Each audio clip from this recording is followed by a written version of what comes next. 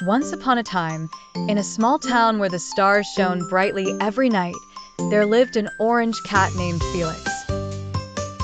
Felix wasn't an ordinary cat.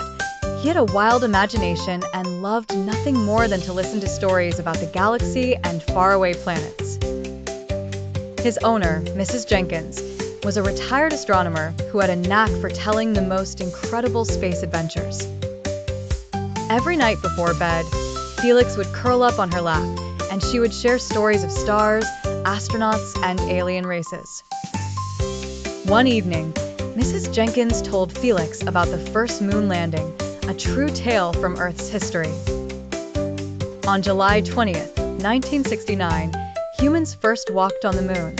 Felix listened intently as she described how Neil Armstrong and Buzz Aldrin, astronauts from Earth, traveled aboard a spacecraft called Apollo 11. "It was like a giant leap for all of us on Earth," Mrs. Jenkins explained. When Neil Armstrong stepped onto the moon's surface, he said, "That's one small step for man, one giant leap for mankind." Can you imagine traveling so far away up into space? Felix purred with delight. He imagined himself in a little spacesuit, bouncing across the moon's surface. "Tell me more," he seemed to say with his eyes wide open. So Mrs. Jenkins continued. She spoke about the stars, huge, glowing balls of gas far, far away. She described the planets in our solar system and how they each have their own special qualities.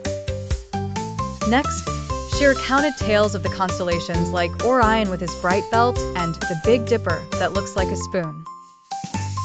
Felix learned that for thousands of years, people have been telling stories about these patterns in the sky. The orange cat dreamt of flying past asteroids, waving to aliens, and darting through the beautiful rings of Saturn.